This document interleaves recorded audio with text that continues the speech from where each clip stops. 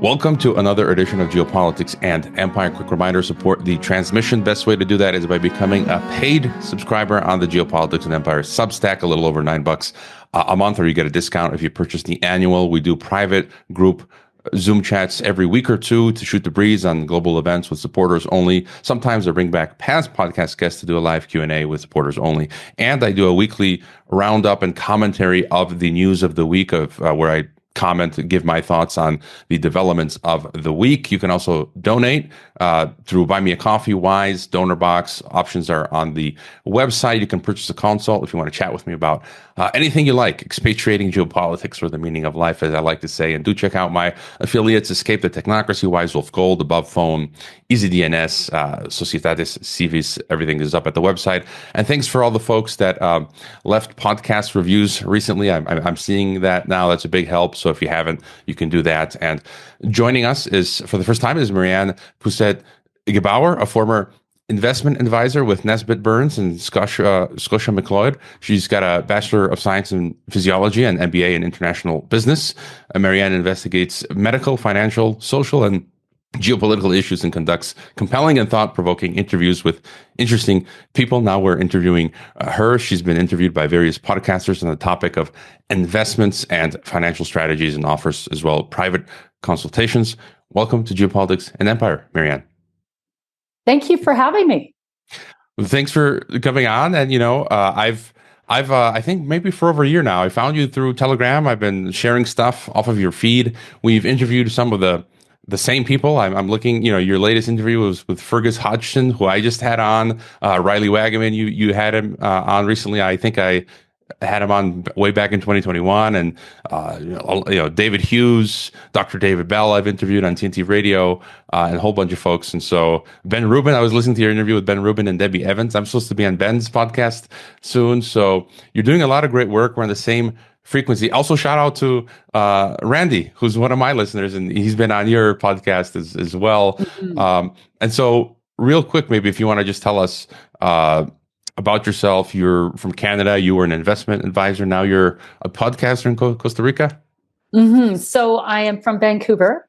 And at the onset of COVID, actually, we were meant to be returning back to England because my husband was partway through a DPhil or a PhD at Oxford. So 2020, we headed back to Europe to re-enter the UK for another couple of years. But the UK went into a crazy lockdown with a 5-mile radius. So my husband had to abort his PhD. He wasn't able to do the research that was necessary with this 5-mile radius rule. So we hung out in Corfu for a couple of months, waiting, for sanity to prevail, which it did not. Things worsened. We ended up, we were packed and ready to live for 2 years in England. So we thought, well, we're not going to go back to Canada because we don't agree with the bubbles and all of the insanity in Canada. So we decided to go to Sweden because Corfu started a lockdown, house arrest overnight. I believe the IMF had paid them a visit and said, in Greece, it's time to lock down and, secure some contracts with the vaccines, etc. So overnight, they went under house arrest. So we skedaddled out of there, headed to Sweden for a couple months, and it was wonderful being in Sweden because there were no lockdowns, there were no masks, there was no fear propaganda. And we hung up there for a couple months, and then again, we thought, well, now where do we go? This is now January 2021. So we decided, rather than returning to Canada, because we disagreed so vehemently with their policies and their response to this, supposed, issue or, the pandemic. And so we headed to Costa Rica, and we ended up buying a farm in Costa Rica. And so we've been focused on self-sufficiency. And so we've been residing here and Canada. So we're kind of straddling both worlds, but that's how we ended up here. It was a refusal to return to Canada during the insanity. So people say, oh, when did you leave Canada? Well, it wasn't really that we left Canada. We were, outside of Canada and thought, we don't want to re-enter. So that's how, and it was easier, I think, because we're already out. Looking back in, you view things with a different optic. Canada, insanity. Yes. Canada left you, and I recall I was here in Mexico in the 2020s, and I met some of my listeners coming down from Canada, buying land. We had lunch, coffee from Canada, people from Canada, U.S., Europe, flooding into Mexico, Latin America, right?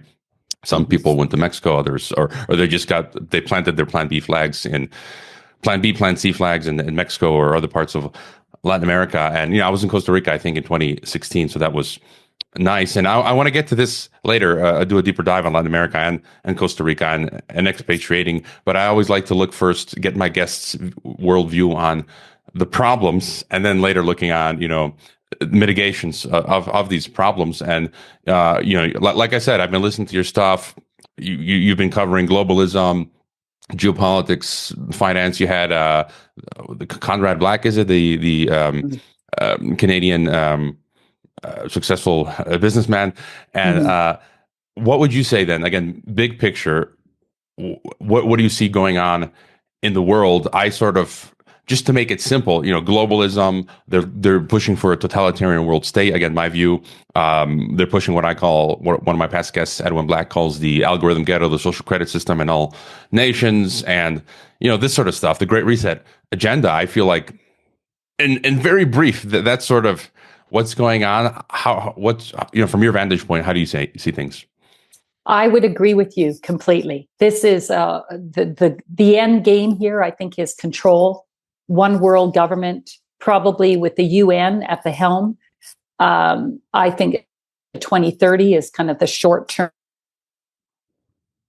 but it's all about surveillance, control, and financial control. I think that the attempt right now is to reduce our mobility. So they really don't want us traveling too much. So there'll be a lot of focus, I think, on the climate crisis and imposing kind of carbon credit controls on us. I think, as we spoke about, the digital ID is massive. It's easy to control people, and movement towards, I think, a WeChat model where you have one identity that controls every aspect of your life, whether that's financial, medical, your social media presence, your purchasing behavior. But it's a financial coup. This is a huge shift of money from the middle class and the poor to the upper echelons, to the elite. And so I think that COVID, on one hand, I believe that COVID was a distraction in a sense, but it was also a test to see how our compliance was in terms of accepting an injection, which was very questionable. And so I think that it's multifaceted, but I think at the core of it is the kind of that World Economic Forum agenda of control. But it's also, I feel like they're trying to kill us, they're trying to just limit our freedom on every level. So it's massive. It's so wide reaching, and it's really despicable. It really angers me what they're trying to get away with here. How fast do you think they'll be able to achieve what they're trying to do? Because I have guests on that are more optimistic, more white-pilled, others that are more cyanide-pilled or black-pilled. Mm-hmm. And, there's different countries that have different issues trying to implement this stuff. I'm more pessimistic in that sense. Even in places like Latin America, they, in their own, white papers, talk about leapfrog technology. So they can skip a lot of sections of development that they would have needed in the past. Now it's just internet, which is everywhere, and smartphones, and download the app, and that's it. Just your thoughts on the timeline. The timeline. I believe that the Western world, so that's Australia, New Zealand, Canada, North America, Western Europe, is the primary target right now, is the West. But I feel as though the rest of the world will have to fall in, into compliance eventually. But I'm quite comfortable being in a second world country because of the inefficiency. I think it's going to be harder for them to implement some of these goals. So they're not really focused on the smaller countries and the second world countries at this point. They're really focused, I believe, on first world, Western, the Western world. So I would imagine by 2030, they will have a lot of this implemented. The digital ID, perhaps central bank digital currency, whatever form that looks like. I do think that they'll have a lot of this imposed and in place by 2030. I think they're pretty much on target. And the Western world is complying for the most part. The second world countries or third world countries, I think, are going to be a tougher sell, because I find in the second world and third world countries, people are a little bit more intuitive. They do not trust the government. So I think it's going to be harder in the developing world to get compliance. And I see that here in Costa Rica. There's a suspicion of government. They may have complied with the vaccine and such, but I see that they're resisting to various aspects of this government control now. So I'm encouraged by that. And maybe just to go a step further, you sort of outlined my other question on your further idea of what life will look like, by agenda by 2030. And I was telling you before we hit record, I've mentioned this in the past, that a month ago, Scotiabank refused to renew my expired debit card here in Mexico because they now want to link your bank account to your digital ID. And they asked me now, the only form of ID that they say is being imposed by them, by the Mexican government, is the Mexican voter ID card, which is the digital ID for Mexico. In other countries, it'll be maybe another form of, maybe a national ID in Croatia, or in the US, people are saying the real ID driver's license, and so I couldn't renew my debit card. I'm banned from PayPal, and so on and so forth. So I'm imagining, as you just described, we'll have digital ID. You'll have mostly cashless systems, because I think more and more, I was reading in Croatia, hotels now are only not accepting cash anymore. They've got on the Christmas events in the main square in Zagreb. The stands that are selling things are only accepting cards, no cash. So I think you're going to see retail spaces and even government spaces say, sorry, we don't accept cash, and take it or leave it. So how do you imagine life in this setting? I just view access, for individuals, access will largely be shut off unless you have, your digital app and things like this. Mm-hmm. I think you're right. And I think there'll be how would I say, a parallel system that maybe is involved with more bartering, more cash that's kind of under the table. I think that we're pretty industrious and quite clever as humans when we really want to get the job done. So I'm hopeful that those of us who are aware of what's going on will be able to navigate. But I think you're right. I do think that they are going to impose more of these constraints and try to bring us all under this new regime.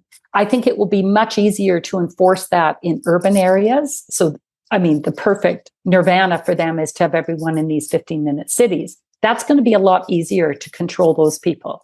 Those who are out in more rural areas will have relationships with food producers, and food security is massive. In my mind, that's actually one of the biggest issues: water and food. And so I think you will be able to transact in a way in rural communities and survive, because this will be a game of survivor. And so if you've got food and water, you can eke it out. And I do think that there will be a way to navigate around the system. So I'm hopeful. But I do think it's better to be in a developing country. But I'm worried actually for Mexico. Mexico is a country that we considered. But it seems to me your current president is on board completely with the World Economic Forum agenda. In contrast, the president of Costa Rica is actually calling out the last 7 presidents, saying they should be imprisoned because they have been World Economic Forum puppets.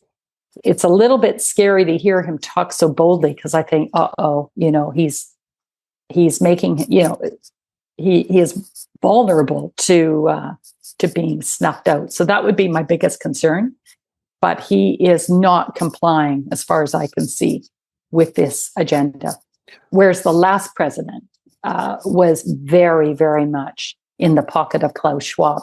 I think he was the youngest young leader, grad, and was a little being mentored by Klaus Schwab. But so I think you need to choose your location very carefully. But also, I always advise people, get on the land, go rural, establish relationships or friendships with farmers, or get farming yourself, because I think food is the easiest way to control people. Yeah, my hunch is that's going to be the big crunch. It's going to be a food security issues, I think, are in my mind the top. So yeah, maybe we can jump to this topic. I had this on my in my notes, and what you just expressed, that's sort of been my instinct when it comes to solutions. It's like there's not much we can do, but one of my instincts has always been go rural, get a patch of land with a well with your own water in the green space where you can cultivate food and have some animals. And so you're confirming that. And just on Latin America, I came here in 2010. I've adapted. I've become a citizen. I've integrated. And I think you recently had on Fergus Hodgson, which I did. I think he goes. I've said that I couldn't disagree with much of what he said, but I think there are nuances, and I think he sometimes he overshoots the mark on a number of things. Like he goes a little bit too an extreme. And yes, we have issues here in Mexico. My biggest worry for Mexico is the cartel and insecurity issue. When you mentioned Sheinbaum, I view her just as compliant as AMLO. Or anyone before, even the right-wing parties, which were basically CIA, Washington parties. AMLO has called for world government openly, repeatedly for the past few years. AMLO has been saying we need to copy the EU and make a North American Union. You've had El Salvador's Bukele say we need to copy EU and make a Central American Union. And then you've had the South American leaders say the same thing. And so I think there's always room, nuance, but just your further thoughts on Latin America, like the good stuff and the bad stuff. I saw you had people can check your podcast archive. You interviewed someone on Mexico who had warnings about moving to Mexico, and I think, as you said earlier, there's no one size fits all plan, and it depends on the individual, their variables. I've integrated fully into Mexico. That's my situation. If someone is fresh now, let's say fresh off the boat, coming into Latin America, another country might be better for them. And so just your thoughts on the good and the bad of moving to Latin America, and what are some, like, your top five, the top countries that you think of that some of my listeners are in Uruguay, Paraguay seem really good. I still think Mexico is good. Costa Rica, Panama. Your further thoughts? Yeah, I think all of Latin America is interesting. My favorite is Costa Rica, and that's why we're here. But each of the countries has their own strengths. I'm not quite sure. It's very difficult to decide what location is the best. I think I always suggest to people, go on a reconnaissance trip and see what feels like a good fit. I love Mexico. I could happily live in Mexico. I love the culture. I love the history, the music, the food. It's a very interesting country. So I could be very happy in Mexico as well. We are very happy in Costa Rica. I do know a lot of people who've gone to Nicaragua. Panama is interesting. El Salvador is interesting. I don't think there's any perfect country. I think it really is, finding something that feels like a good fit. Uruguay is another country that a lot of people seem to be checking out, but it's just it's a big trip. If you're coming from Canada, that's, I think, the biggest disadvantage in Uruguay. But I don't think there's a perfect spot. I think really what you want to do is get yourself, no matter where you are, get yourself in a self-sufficient state where you have a good community and you have access to food and water. And that is achievable in so many different countries. But also be nimble. I mean, if the politics change dramatically, you've got to maybe be prepared to pick up and move. So I think being nimble is important. So we think we are here in Costa Rica, and we're still straddling life in Canada as well. But at a certain point, as things shift, we may not be able to stay here. I really don't know. I hope so, but. Yeah, I was thinking that when you mentioned your current president of Costa Rica, I mean, he might get whacked or replaced by a new UF puppet, and then things change. And I think that's a key point that you make as well. I have the same. If something happens in Mexico, I might have to flee Mexico to go back to Croatia or Europe. Or if something happens there, maybe someday I'll have to go back to the US. I mean, you just never know. And I think the most important is mentally being prepared to do that if you have to. Just if something happens and there's that cold calculation without crying or whining. It's like, okay, this happened, go. And one little bit that I have to add is I'm obsessed with what are the elite doing? Where are the elite going? I track them quite carefully. There are a lot of elite here in Mexico, in fact, or in Costa Rica. In fact, sometimes at the airport, there's more private jets than there are commercial jets. And so I feel as though if they're here and they're buying massive tracts of land, very often waterfront, which makes me laugh because they're always telling us, climate change, that the sea levels are rising, but they are obsessed with waterfront property, which is such a contradiction to what they spout off on. But anyway, they love Costa Rica. They are buying large tracts of land here, and they are preparing for Armageddon. And so, the likes of Jack Dorsey are down here, and so many of them, a lot of the BlackRock crowd are in Costa Rica. And Costa Rica has a reputation of being the Switzerland of Central America.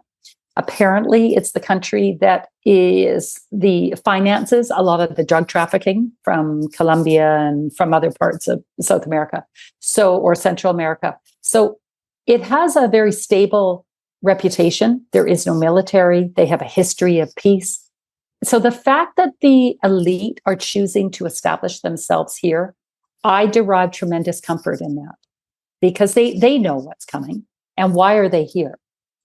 And they could be anywhere. So I like the fact that I'm surrounded by the elite here. You've got. I have my enemy right under my nose. Keep an eye on him. You've got the UN University there as well in Costa Rica. When I was there, I didn't have time, but I would have liked to just have visited it. And also, I've met one. I'm assuming he's a multimillionaire, maybe billionaire, on our side, so to speak, one of the good guys who said he was also building, he had a place in Costa Rica. So the good and bad elite both are looking at Costa Rica. Going back to the financial system, because that's been your work. There's all this talk now of the dollar collapsing. I view BRICS. I think I heard you mention this, that I think we're on the same frequency, that BRICS is just another a globalist sham, right? Multipolarity. It's just, it was coined by a young global leader, Goldman Sachs, and it's the same technocracy. And it's just, I just view it as part of their plan to further us along towards the endgame of world government. When it comes to the state of the world financially, how are you seeing it in the Western world, the dollar? What do you think is coming? I feel like there's going to be some massive event collapse, and then that's going to be used then to transition us to digital IDs, digital money, and that sort of thing. What's your sort of pulse there? Well, the question of whether or not they're going to make this a quick transition or a long, slow process is really tricky to ascertain. But I definitely believe that they are devaluing the dollar. And every economy, Canada, the Federal Reserve in the US, they're all printing money like it's a game of Monopoly. So that devalues the currency. So I always urge people, get into hard assets, whether that is gold, whether that's land, move into hard assets, because that's the only way to preserve your capital. But beyond that, it's very difficult. Like, I just think, do not be holding currency. You can transact in the currency and move through it, but don't park your money there, because it is devaluing so quickly. And that's how I see it. But whether or not it's going to be a sudden catastrophe that allows them to justify a movement into central bank digital currency, or if it's going to be a long drawn out affair, it may just be they may just take it slowly. It allows them to maybe control things more and they're moving their assets into, or moving their money into hard assets. And I think that they're using Bitcoin and other, cryptocurrency, but predominantly Bitcoin, as Catherine Austin Fitts just stated last week. I think that they're using it as a method to move their money, escalate their money, and then move it into hard assets as well. So I think they're encouraging all the central banks to invest in Bitcoin. Well, there's no better way to inflate Bitcoin than to get, the Central Reserve to buy it and push it up, and then they'll bail out at the top. So I think that this is a very clever mechanism to encourage the central banks to buy into that. That was my next question. I was on a panel with Catherine Austin Fitts last week. I think you probably shared it, the Independent Media Alliance, with Derek Brose, Ryan Christian, Steve Boykonen, Kit Knightley, others. And that was my next question. I just feel like I always viewed Bitcoin was a scam from the beginning, that it was created by the elites as part of the process of onboarding the whole algorithm ghetto, right? The cashless system, CBDCs. And so what she said, that seems to make the most sense, because when is it, as you mentioned, that when the establishment is pushing something, often it's like what you don't want to do. So now when Larry Fink and Trump and everyone's like Bitcoin, it's like, whoa, wait a minute. No, like, that was supposed to be a dissident tool. And now you're pushing it. And it's like, no, you guys don't do true, authentic dissent. And so just a further thought on that, it seems like, yes, that they're pushing the price up again to get people excited, to get them in the game. And then at some point they're going to swap that out for real stuff, and everyone else is going to be left holding the virtual bag. And so I think, if people can use this time now, maybe to participate in this, and at some, whatever, for each individual it's different, they can get out and buy, like, in my case, a plot of land or something. Would you think that's wise? And do you think, how high do you think they can get the price? Because now your people are saying 200,000, a million, but you think ultimately they're going to, I can see Bitcoin crashing ultimately. Yeah, I'm with you. Yes, you could try to play the game with them and outsmart them at their own game, but it is a gamble. So yes, you could make money on it, but you could also be left holding the bag. So I just think it's very important not to have all your assets in that, and be very, very cautious, because I do think they've hijacked it. Bitcoin may have originally been really taken on by a very, how would I say, with good intention. The crowd that bought into it, I think, really did have that decentralized focus, and they thought this is perfect. But I believe that Bitcoin was created by the deep state. In fact, I had heard that Alan Greenspan had written a white paper on something that really almost it described Bitcoin to a T. And I thought, well, that's very interesting. And that was many years ago. So my sense is they created it. They made it appear very naughty, as though, oh, you're getting out, you're being a rebel. And I think they created that, but now they have fully hijacked it. And now you have people like Trump pitching it. And you've got the ETFs that have been established by, Goldman Sachs and BlackRock. They've hijacked it completely. But I do think they originally created it. Yeah, that's my view. Your thought on the global elite, I often, not always, but that's my guess, as, we're all looking at most of the same, we're all looking at the elephant from different angles, right? There's that old saying about, was it blind men feeling different parts of the elephant? And I kind of view the global elites, again, I come at this from a biblical perspective. So I think it's a cosmic battle, God versus Satan and the devil, and he's lost, but he's got his minions, which Mark Passio calls the occultocracy. I think it's just a moneyed power that's been around through the ages, and they're unified by controlling the capital, the resources, and they are part of this class. and they have an occult ideology, sort of those three principles, but they include just a smorgasbord of factions and ethnicities and groups. And lately we're getting people just really obsessed with it's the Jews, and for me that doesn't make sense, because you're seeing different groups and factions. Yes, sure, they're a faction, but I'm reading Sergey, I think Serge Monast, who's a Canadian. He's like the Canadian Bill Cooper. He passed many years ago, and I'm reading his book right now on the Antichrist, and he says exactly this: that it's made up of this elite class. It's a class that's made up of the elites of around the world. Just your thought on who do you think is running? Who's behind the veil? That's the $1 million question, and we all want to know, who are they? But I think the group is quite broad. I think it's quite multifaceted, multi-ethnic. I do think that the root, if you strip it down to a core, it's satanic. And these people are trying to play God, and they do not acknowledge the Christianity, in my mind, is the biggest threat to this group. But who are they and what are their roots? I think that there are so many, like the Khazarian Jews, the Pope, the Vatican, the Roman or the Italian mafia, all of these, the royal family. I think it's quite a wide network, and I sometimes wonder, my sense is they're kind of competing with each other.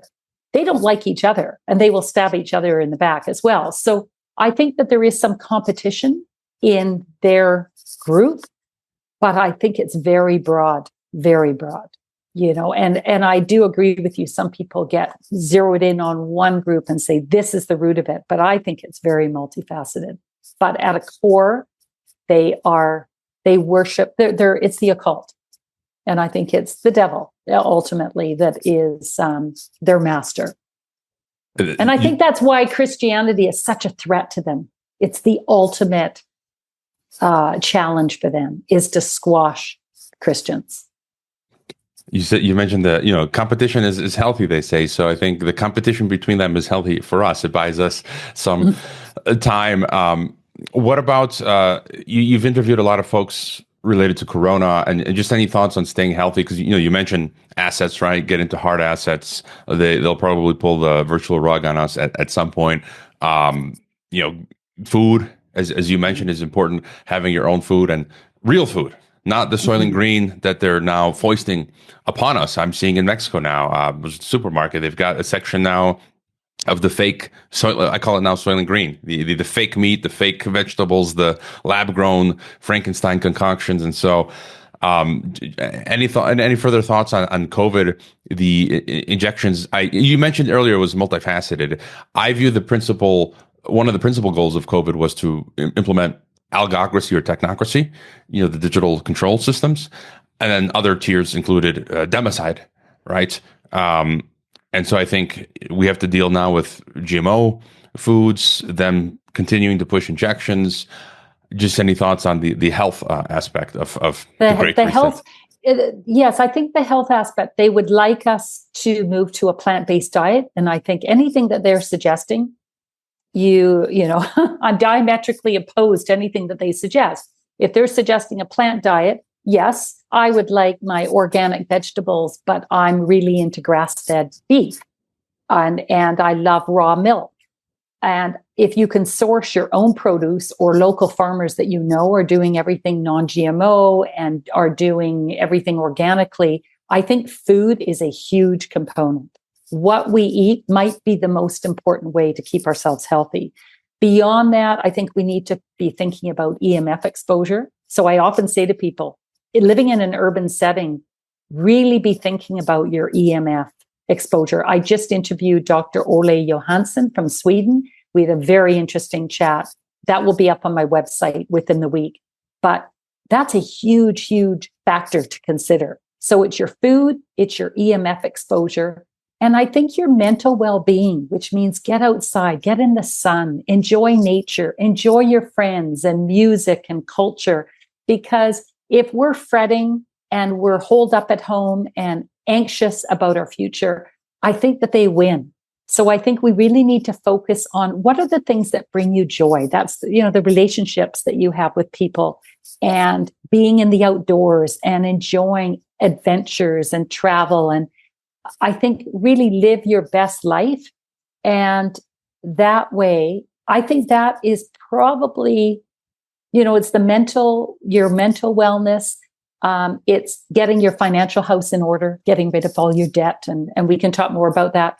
And your food, good sleep, be thinking about, your overall health. And your mental health is so important. So that's sleep, again, good food, exercise, and just having fun. And managing your intake of negative news, which everyone has a different tolerance level. I think mine's pretty high. I know my husband often says, I don't know how you can, read all of the stuff. It's so negative. It's like, well, I want to keep informed, but I do think know your limits and take some time out to enjoy life. That is excellent advice, and I've got the same view. There's a segment of listeners that are too anxious, and I'm practicing what you just preached. Music, art, socializing, and so I think that's important. Not to be anxious or to have fear. I repeat this often. Jesus in the Bible kept saying, "Do not fear." And I think part of what you mentioned as well. I have a high tolerance for consuming this stuff, so I don't have a problem looking into the abyss. Right? Some other people might, and they might not even be aware of it. They might think, even myself. At some point, I have to sort of what you mentioned earlier, step back and go for a walk or something, because even if it doesn't seem like it's getting to me, it might, subconsciously, I've been on the negative newsreel too far. Okay, now, this is why I've noticed when I stop looking at the news cycle, I go play some sci-fi escapist video game or watch some movies or read or consume content that has nothing to do with geopolitics and empire. You get refreshed immediately. So that is really good advice. Thoughts on? And one little thing. I think right now we can still travel, and I do look at some of the agendas, like the 2030 agenda or 2050. Airports are closing. I do think that they may try to restrict our movement. So right now is a great time to travel. If you enjoy travel, go for it, because that could change. And so really, this is a beautiful world, and it's such an interesting world. So I think get about and do as much as you can to enjoy your life. Yeah, I would definitely second that. I've lately just gotten tired of traveling, so I'm just sort of hibernating here at home in Mexico. But indeed, for now is the time to be traveling. Thoughts on, because you mentioned as well that you deal with the geopolitical. Any thoughts on third world war type stuff? Syria just fell, which was, I always like to say, I guess you can say shocking, but not surprising. But I thought Assad would have held out longer. I thought Russia would have supported him. They seem to have perhaps betrayed him, even though he's now in Moscow. But it just feels like the empire is winning, the globalist American empire. I'm also on the fence when it comes to World War III.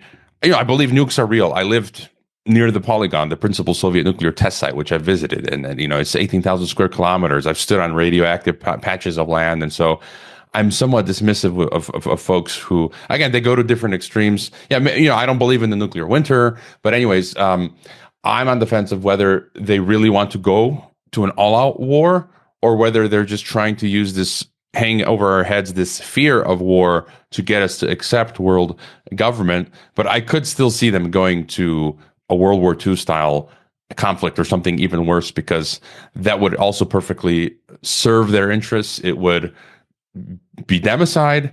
It would deal with the eugenics issue of population. You just mentioned they'll all be hibernating in Costa Rica or elsewhere, and then they can rebuild with these new digital systems. Just thoughts on the geopolitical space. It's interesting what happened in Syria. I think, is that a distraction? So we're not really paying attention to what's going on with Israel and the genocide that's happening there. So in some ways, I feel it's a distraction. But I fundamentally feel that they love war. war is profitable. You look at, the military industrial complex, it's massively profitable. So if they can perpetuate war in every corner of the world, I think that they will. And I think as well, it's a mechanism to keep us in kind of a fearful mode, which is also keeps them feeling like they've got their thumb on us. I think we're going to see a lot of instability and a lot of skirmishes. What happened in Syria? I was shocked. I thought, what? How did this happen so quickly? It's a complete surprise. But I think we're meant to be looking over at that and maybe turning our eyes away from what Israel is doing. And so it may just be a distraction. But the ongoing war with Ukraine and Russia, it's just ridiculous. But I view Russia as, they're a player as well. Putin is a deep state character. He's playing the bad guy, but not for a minute do I view him as the enemy, nor do I view China as the enemy. I think that they're all in this together. And I remember Kissinger, right before he died, one of his last visits was over to China. The US was very entangled with China. China played a role as well. So a lot of that narrative coming out right now with Russia being the enemy, China being the enemy, I don't buy it. This is all part of you have to have the good guys and the bad guys. And I think this is part of their game or the narrative that they want us to believe. I had on Emmanuel Pastrik a while back, who put out an amazing analysis on COVID, and he was speaking exactly to this, that Russia and China and US and Europe and everyone is in on it. And it's basically the private military intelligence firms, private boutique tech, IT companies and corporations who ran COVID, and basically, Beijing and Moscow and Brussels and London and Washington outsourced, the COVID policies to this globalist, infrastructure. And now I'm trying to revisit a lot of old books. Anthony Sutton, right? The best enemy you can buy.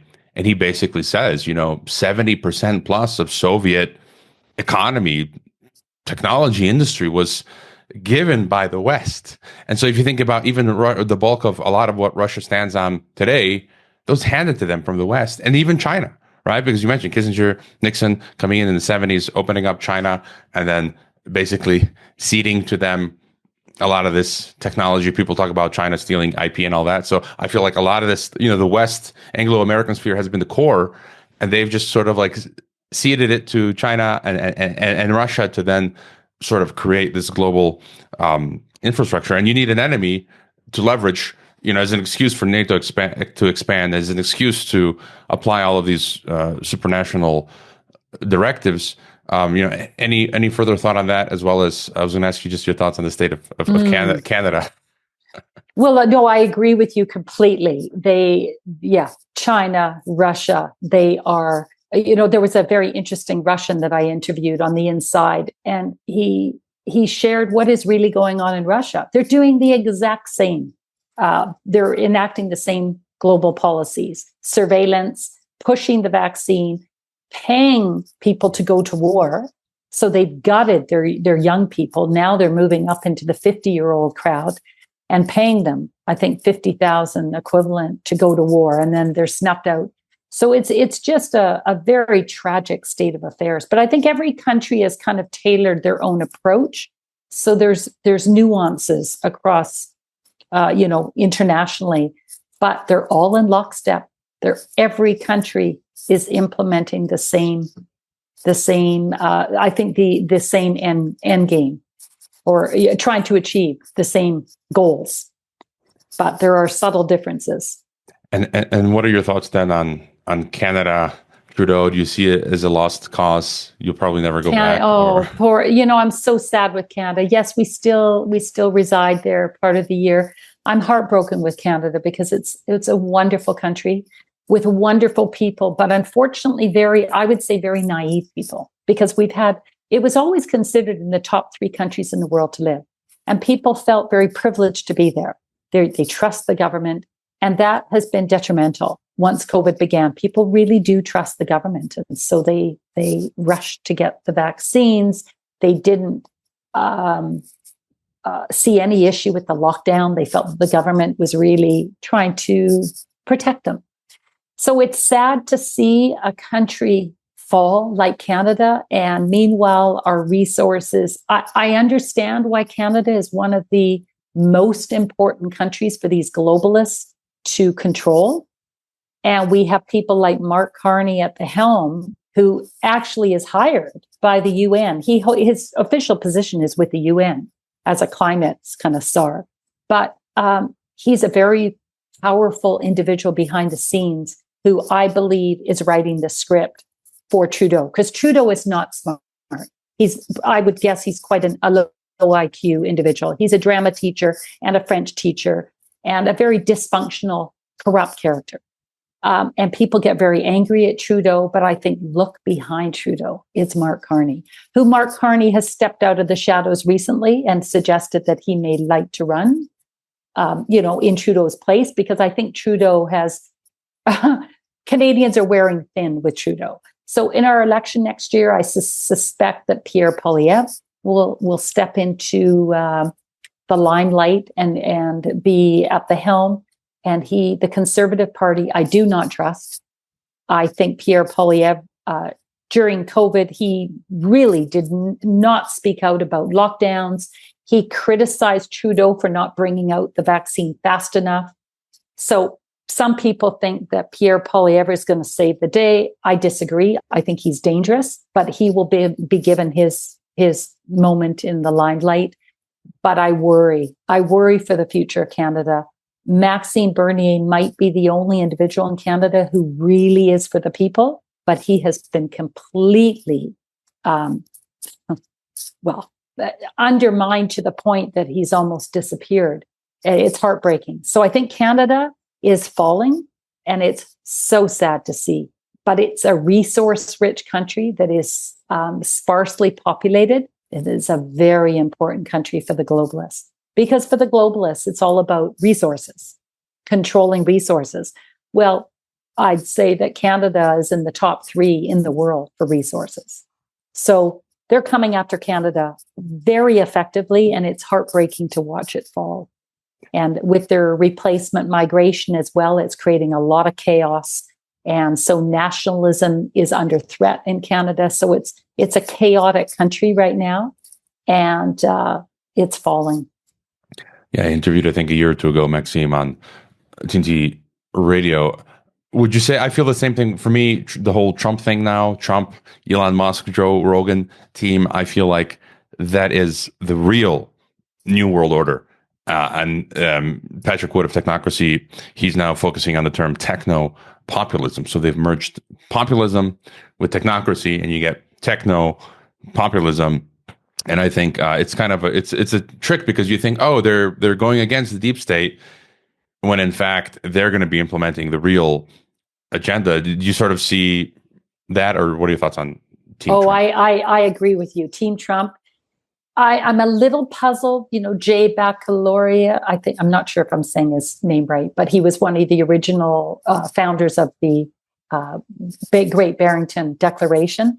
He's been named head of the NIH. So I was a little bit shocked, because I trust him. There's aspects of JFK that I trust. Just on Jay, though, about the charity, I think I just learned recently he's friends with Peter Thiel. Peter Thiel was giving a speech Jay's. So it's like, you see these little. Sometimes they throw a few bones to make things real, like Jay. But also, I just kind of later with time. If he's friends with Peter Thiel and Palantir and all that, no, there is a problem. And I didn't know that. So that undermines his character right off the bat. But I think it's the perfect A team to implement what they want to implement, because there is a massive group of Americans who trust Trump, who feel that he's the savior, and whatever he tries to usher in, they will follow.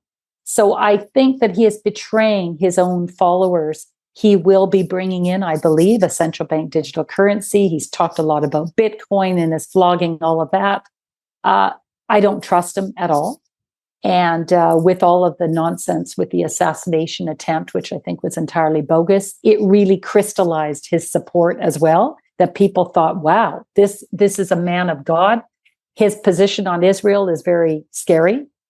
So Team Trump terrifies me. I don't trust Elon Musk, but I think it's a very effective strategy for the next chapter to implement the globalist agenda. It's very clever. But on the other hand, I think, will they maybe knock him off? And then his, the vice president will step in, who I don't trust. So it will be very interesting to watch. But it's clever. You got to give them an A+ for strategy. It's extremely intricate and clever the way that they've rolled this out.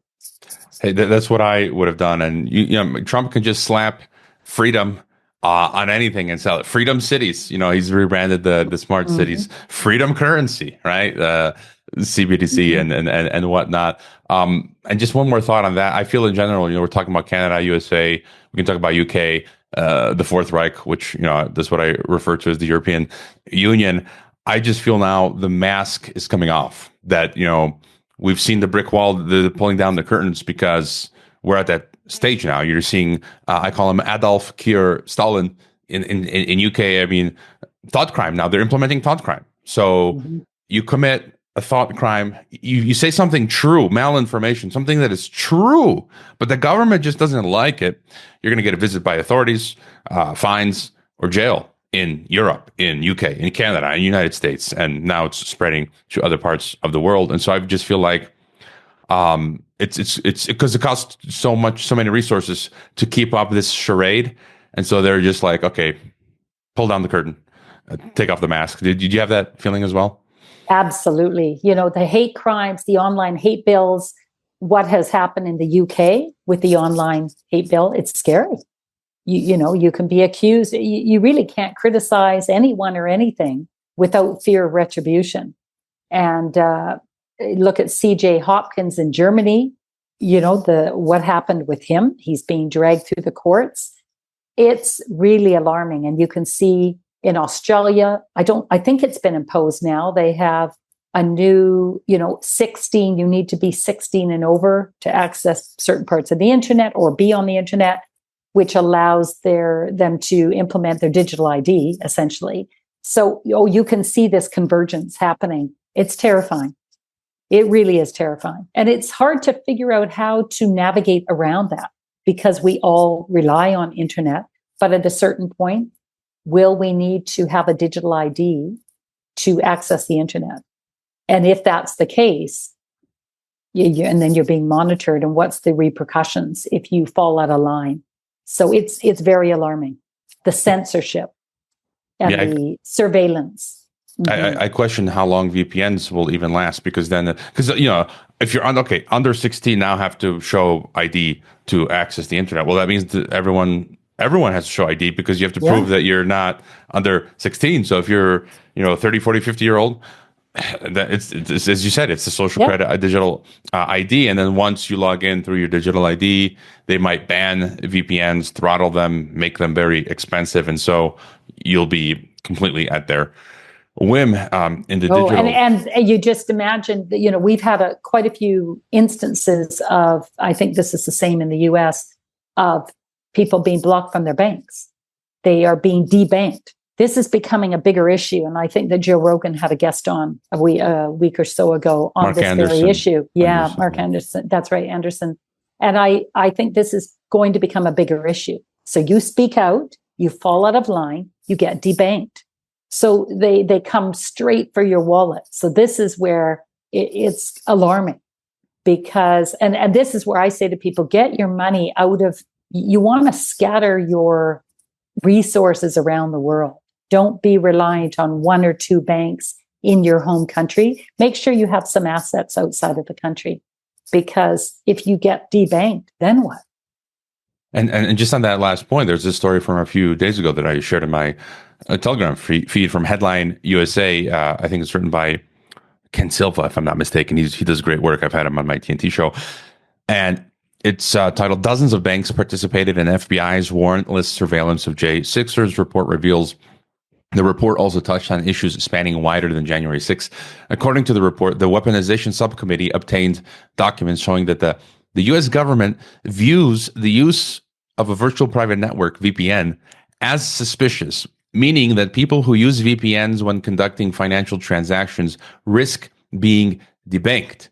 So there you go. If they bring in the internet ID and then you start using VPN, you can be debanked, ISP, and I've already had similar type experiences with. I actually had one account, Gold Money, which I was forced to shut down because 2 years in a row they froze my account for multiple months on end. And I think it was like related to KYC stuff, and because I had multiple citizenships, and they were just demanding an insane amount of paperwork, and I'm like, I'm done with you guys. And so I think you're going to see more of that sort of thing. We've covered a lot. Is there anything else that you think is important? I'm trying to think, what are the most pressing issues? I think really you want to take care of your health. Let's talk a little bit about finances, because I think that people really need to be thinking about how to reduce their exposure to the globalists when it comes to their assets. So right now, what we're seeing in Canada is the threat of debanking, which I think is a very real threat, and we're seeing an escalation in that. I'm also seeing a lot of my clients have difficulty in moving money out of the country. The banks are telling them that they cannot move the assets. And then that's where I help my clients move large sums of money out. There are some avenues, but this is becoming a major issue. Or clients that are trying to withdraw large sums of money are being told by the bank, no, you're limited to 5,000 a day or 5,000 a week. Well, if you've got millions and you're trying to move the money out, the banks are telling you, no, we don't have it. So we're seeing a lot more of that. I also feel that people need to consider their debt levels, be very, very careful, because people feel as though they have a mortgage and they have terms on their mortgage that they expect that the bank will respect. But in actuality, the banks, there is usually a tiny clause in the fine print that says that the banks can call your loan, and you have maybe a week or two to cough up the money. So I say to clients, be very, very careful in your debt exposure, and consider banking with family members rather than exposing yourself to a relationship with the bank. I also think work with the smaller credit unions that you have a good relationship with, and maybe avoid the big five banks. People should really be thinking through what is their exposure to risk on the financial front. With RSPs, I suggest that people hold their RSP funds in certain types of assets, and try to minimize any registered funds at all. Ideally, you want to deregister them and extract yourself from any relationship with the government where they have some control. So things like TFSAs, those are the sort of things I advise clients. And I also advise my clients to be very careful with their holdings in stocks or bonds or equities, mutual funds, because David Webb pointed out something very important. And when I first heard it, I thought, this cannot be true. But the Great Taking, the more I've looked into it, the more I think it's a legitimate issue that is terrifying. So essentially, the financial institutions that are holding your positions have priority over those positions over you as a holder in a case of insolvency, which means that you're left destitute. You're so low in the totem pole, you're never going to see those assets. And I worry for a lot of people that have investment portfolios with major Canadian firms. And I used to work with Nesbitt and Scotia McLeod. I know all about how they work, but people don't have stock certificates anymore or bond certificates. It's all digital. And what David Webb revealed is that your position is very vulnerable. And it's not easy to navigate around this in the case of insolvency. So there are some US states like Tennessee that have passed laws to protect investors, but Canada is not making any inroads on that. There's been no discussion about the Great Taking in Canada. But the US, there are certain states that are being quite proactive and trying to protect the investors. So there's a lot of things to navigate right now. So when it comes to money, I feel as though they've worked so hard for their assets. And I'm suggesting that people take a good look at their financial picture and make some adjustments, sometimes very significant adjustments. Things like, if you own urban property, you might want to divest. You may be owning in a 15-minute city jurisdiction. Do you really want to own? Do you also want to have landlords that have way more rights than the the tenants have more rights in Canada than the landlord. So you might have a portfolio of properties that you rent out, but I think the laws are going to undermine you in the future. Capital gains laws are changing. They just got boosted this year, and they're threatening to impose capital gains on principal residents. So be careful. Really be thinking about your future tax liabilities. There's so many things to consider right now, looking at finances. And that's where, when I do consultations, we can discuss all these things. But I think people really need to consider their financial picture quite carefully right now, because your investment advisor will not tell you the truth about any of this, or they'd be fired on the spot. And I was in that world. They are so indoctrinated with their daily calls with the experts at head office. They're not informed, or they're willfully ignorant, or they're afraid to speak the truth. So you're not going to hear a factual account or good advice from your financial advisor at this point. They're very limited in what they can talk to you about. And they will never talk to you about gold. They're not allowed to talk to you about gold bullion. They can only talk to you about Barrick, Placer, gold stock, or ETFs, which I hate, because ETFs, I feel the vast majority of them are not backed by gold bullion. So it's paper gold, which is like junk bonds. So, I think really have a good hard look at your financial picture. And I think a lot of people are overwhelmed with that, but they need to really scrutinize what it is that they're holding, and are you protected? Because the government is coming after your assets. I mean, ultimately, they've already tabled in Canada universal basic income. They would like everyone to be dependent on the government. And 50% of Canadians already work for the government in some level, whether it's municipal, city, provincial, federal. 50% of Canadians are on the government payroll, which is exactly where they want us. But they're coming after your assets hard, and I think the end goal in Canada is to roll out a universal basic income, and they want people destitute. So you've got to protect your assets and be very proactive. Yeah, I've been saying it's democide. They're coming after us. If they can't kill us, our wealth, wipe out the middle class, leave us absolutely destitute in all countries across the planet. You mentioned the investment advisors in industry, and I've seen this. It's every industry now. I worked in international relations and academia. The experts there are clueless, as you said, either indoctrinated willfully or too quiet to speak out. It's the same principle. If you look at 9/11, they teach the official narrative of 9/11 in political science and history, and it's false. They teach all these false narratives: the climate narrative, the state terror narrative, and then you go to the medical industry. We see what they're doing, injecting people with poisons. We stopped going to the pediatrician here after one or two visits, and my wife's a homeopath, and my kids couldn't be better. They're healthy.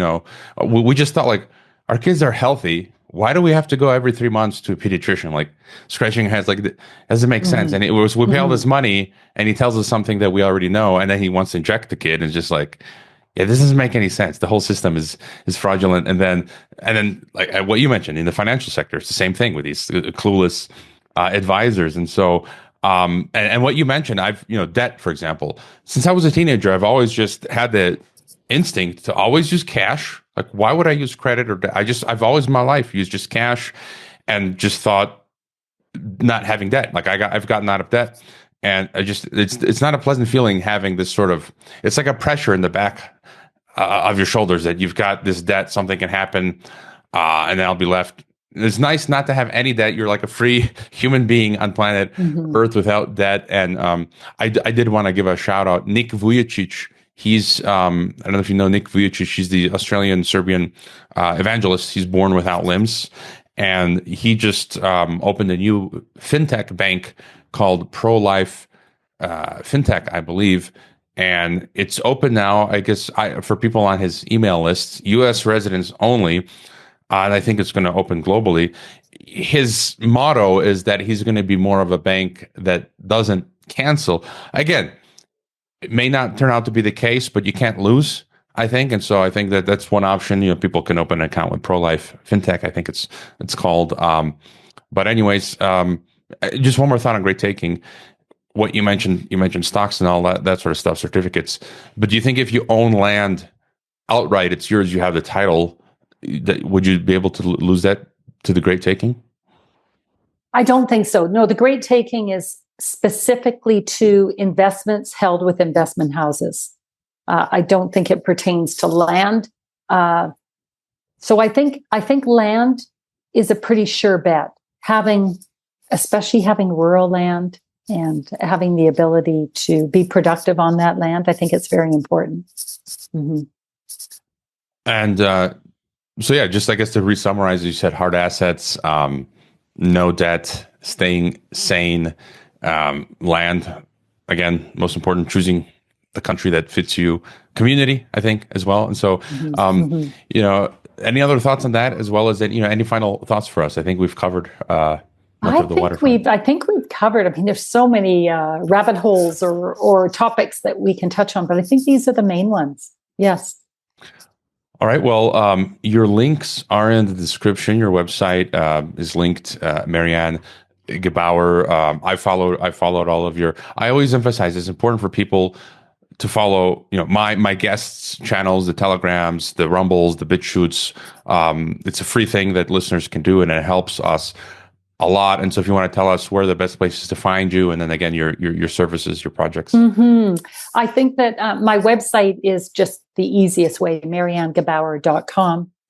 On that, it shows all the ways that you can follow me. You can see my podcast interviews. You can reach out for interviews, or not interviews, reach out for consultations if you like. So everything is on my website.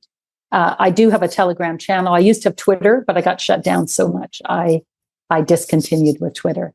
And they do so much shadow banning. I don't trust Twitter.